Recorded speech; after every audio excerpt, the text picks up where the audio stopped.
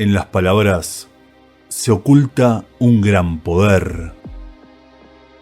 Con ellas se puede crear, sanar, influir y hasta destruir.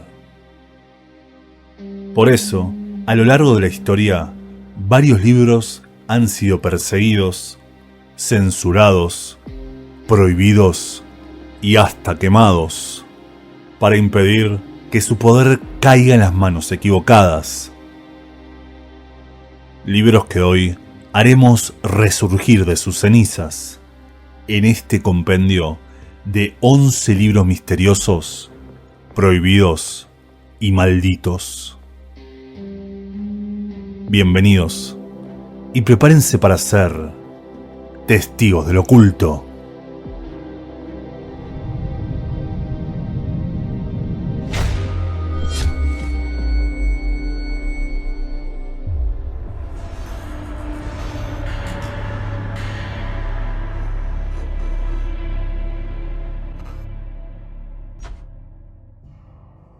La información siempre fue el arma más temida por los gobiernos.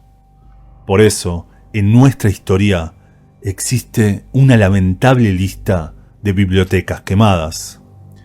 Desde el Papiro de Nippur, que describe cómo ya en los albores del antiguo Egipto las bibliotecas eran destruidas, hasta el año 48 de nuestra era, con la destrucción de la legendaria Biblioteca de Alejandría, donde se habría perdido todo el conocimiento antiguo. Su sucesora espiritual, la Biblioteca Imperial de Constantinopla, sufrió múltiples incendios, donde cuentan que se habrían perdido 12.000 manuscritos, quedando totalmente devastada en la Cuarta Cruzada. Y no crea que esta es una práctica antigua, si hasta en las invasiones a Irak en 2003, mientras Estados Unidos y Gran Bretaña exportaban su democracia, se tomaron su tiempo para quemar la Biblioteca Nacional, destruyendo 1 millón de libros junto a antiguas reliquias. La censura es el principal movimiento de los gobiernos de factos, ya que un pueblo informado, inteligente y pensante es imposible de controlar. Y de eso justamente trata el primer libro de esta lista.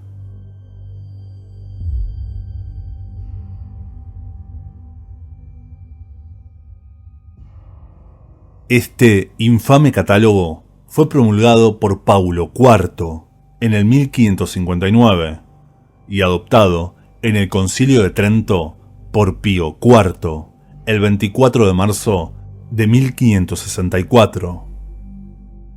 En su interior guarda una lista de autores y obras aisladas que marcarían a sus lectores como herejes ante los ojos de la Santa Inquisición. Entre sus nombres leemos autores como Giordano Bruno, François Rabelais, Émile Zola o Jean-Paul Sartre. El libro sobre el giro de los orbes celestes, de Copérnico, donde expone su teoría heliocentrista, y el diálogo sobre los 2 máximos sistemas del mundo, de Galileo Galilei, que apoyan esa teoría. Los Miserables y Nuestra Señora de París, de Victor Hugo, y hasta el gran diccionario de Pierre Larousse, de 1878, siendo básicamente el mismo que usábamos en el colegio. Increíblemente, este índice fue adaptándose conforme el paso del tiempo, agregándose autores y obras, hasta su última edición en 1949, increíblemente entrando en la era moderna. De hecho, recién el 14 de junio de 1966, el Santo Oficio, convertido en la Congregación para la Doctrina de la Fe, emitió un comunicado donde aseguraba que ya no habría más ediciones, pero aclarando que el índice seguía siendo moralmente vinculante a la luz de las exigencias de la ley natural, en la medida en que advierte a la conciencia de los cristianos de que esté en guardia frente a aquellos escritos que pueden poner en peligro la fe y la moral.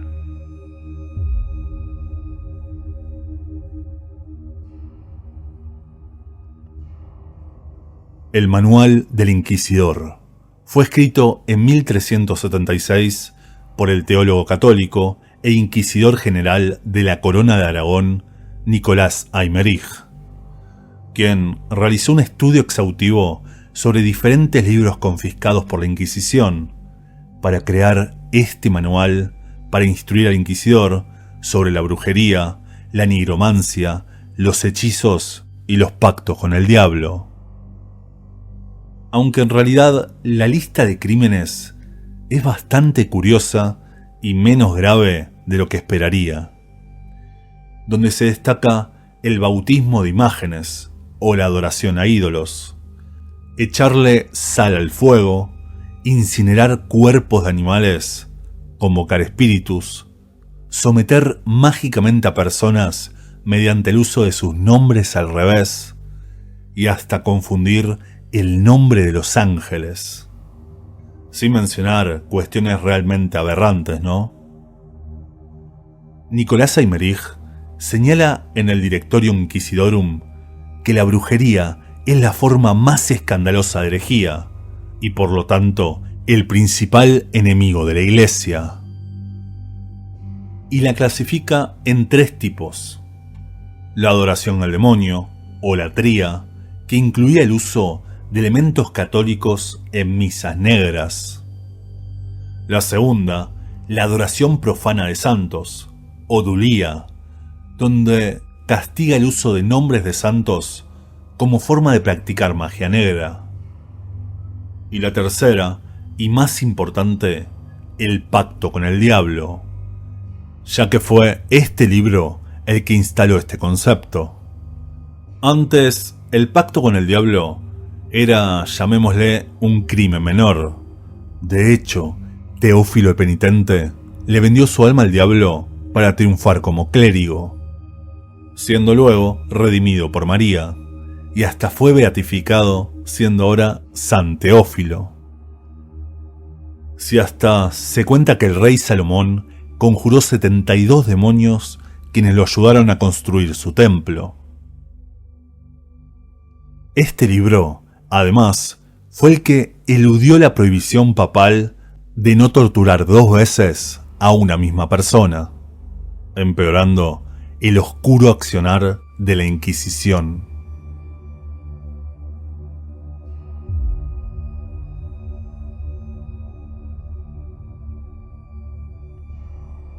El martillo de las brujas quizá sea el más conocido de esta lista.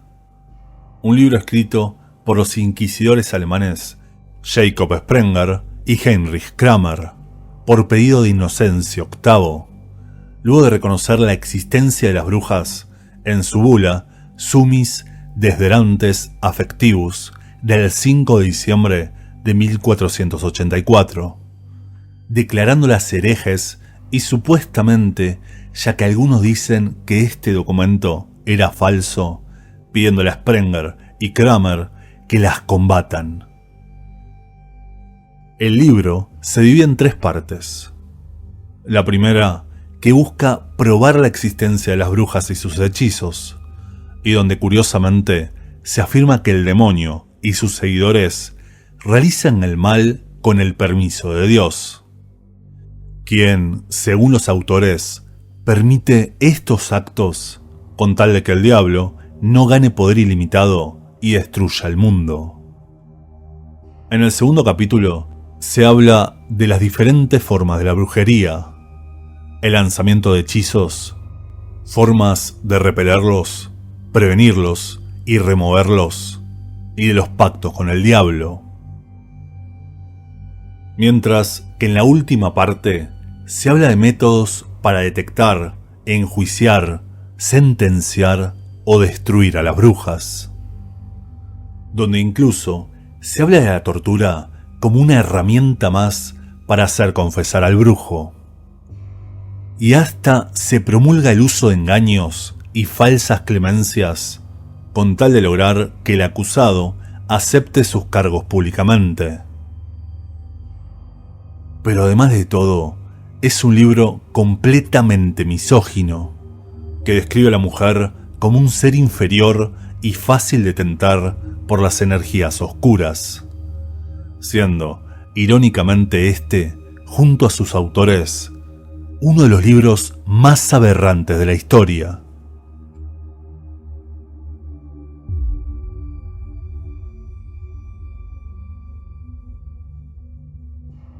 Este libro fue escrito en 1580 por Jean Bodin, un jurista, filósofo y miembro del Parlamento francés, donde ofreció innumerables ideas de cómo torturar a posibles brujas y hechiceros que hasta eran criticadas por sus propios compañeros del Parlamento.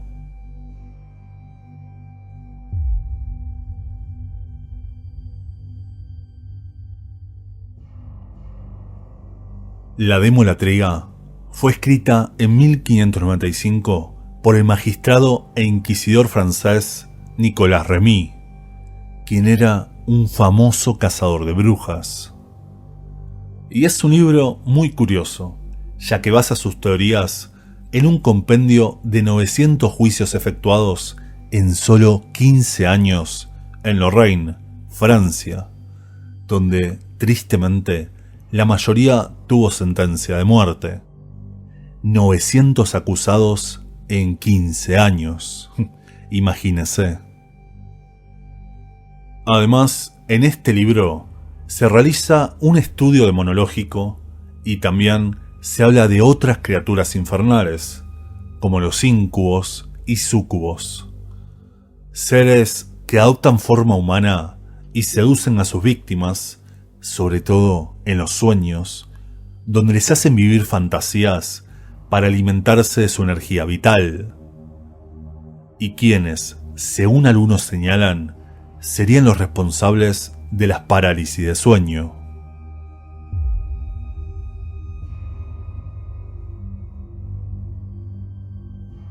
Este tratado demonológico fue creado por el sacerdote italiano Francesco Maria Guaso en 1608 y describe el culto de los demonios y los espíritus malignos.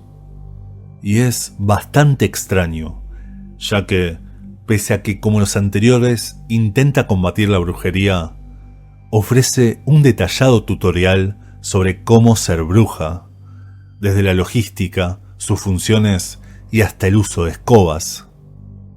Además, relata con bastante detalle cómo son las 11 ceremonias y rituales de iniciación a la brujería, y hasta cómo efectuar pactos con el diablo. Algo, según este libro, fundamental para participar de un aquelarre. Además, funciona como catálogo demonológico, sobre todo de demonios femeninos, súcubos, íncubos, vampiros y otras criaturas.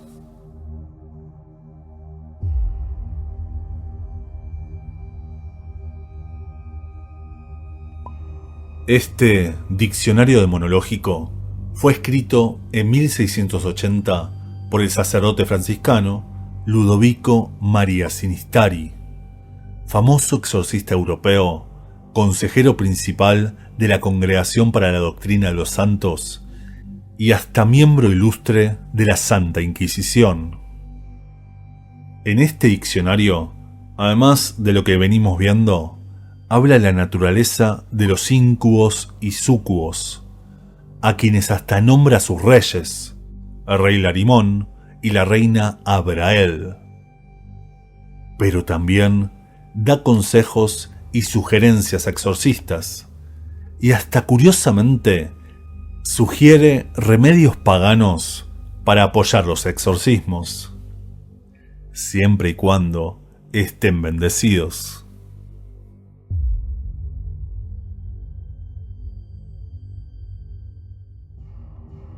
La masticación de los muertos en sus tumbas fue escrito por el investigador y filósofo alemán Michael Ramft entre 1725 y 1728, y es un libro sobre vampirología, donde intenta darle una explicación a ciertas extrañas exhumaciones donde los cuerpos estaban mutilados.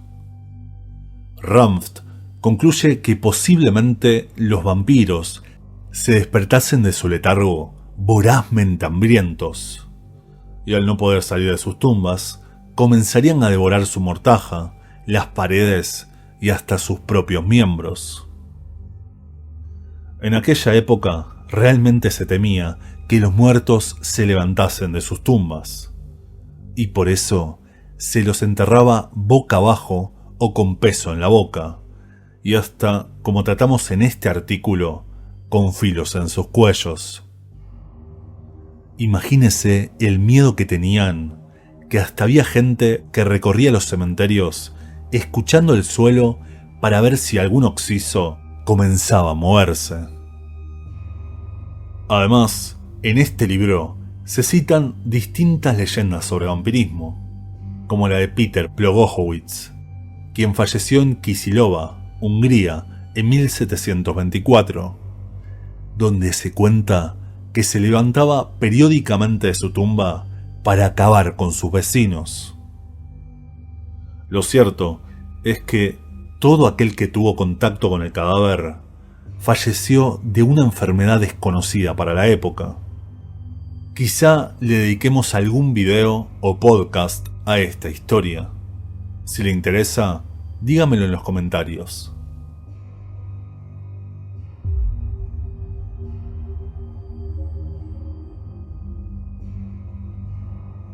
El Liber Larvae, en realidad, sería un tomo de un libro más grande, el libro de los animales astrales, del que se desconoce su autor y hasta la fecha de escritura, pero se dice que pasaba de mano en mano por los iniciados en la teosofía.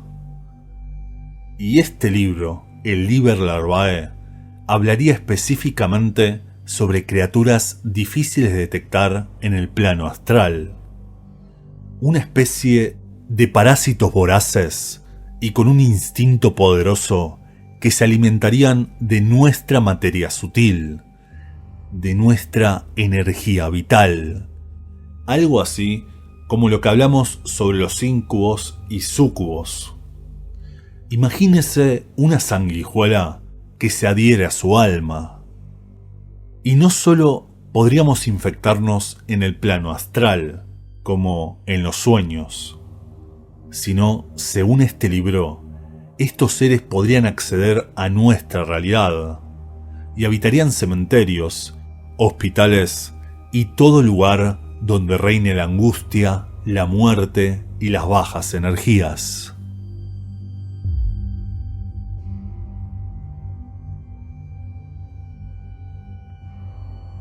Este libro fue escrito por el folclorista estadounidense Charles Leland en 1899, siendo, según él, la adaptación del Evangelio, o Evangelio en italiano, un misterioso y desaparecido libro que habría recibido de manos de una bruja de nombre Madalena, y sería una especie de mitología Wicca, donde Aradia sería el centro del culto, la mesías de las brujas, quien habría llegado para enseñarles cómo protegerse del catolicismo. Un libro muy similar a las conclusiones de Robert Graves en La diosa blanca. Pero, ¿quién podría ser Aradia? Hay quienes dicen que es una adaptación de Herodiae, una antigua y oscura diosa pagana, hija de Diana o Artemisa, quien justamente, según su mito, sería una diosa rebelde que bajó de los cielos para enseñar brujería. Además, está muy relacionada a Lilith, la supuesta primer mujer de Adán, anterior a Eva, quien fue desterrada y borrada de la historia por oponerse a los designios de Dios, quien además sería la madre de los vampiros.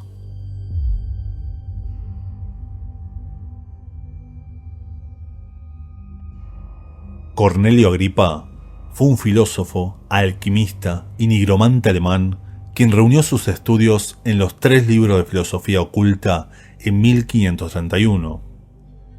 Un libro indispensable en la biblioteca de todo aquel que le interesa el misterio, ya que no solo habla sobre angelología, astrología, los nombres de Dios, la cábala, alquimia y rituales de magia, sino que se diferencia de los grimorios, ya que lo hace con total claridad y docencia, dedicándose a estudiar a fondo el pensamiento esotérico sin hermetismos. Es pura divulgación, ya que Agripa consideraba que la magia no debía ser un secreto, sino un método para estudiar la naturaleza, siendo la filosofía oculta un libro puramente académico sobre ocultismo. Espero que les haya gustado esta lista de libros extraños y prohibidos. Si quieren una segunda parte o que hablemos de uno en particular, pueden dejármelo en los comentarios. Mientras tanto, para aquellos que hayan llegado hasta acá, les cuento que podrán descargarse estos libros desde nuestro Twitter.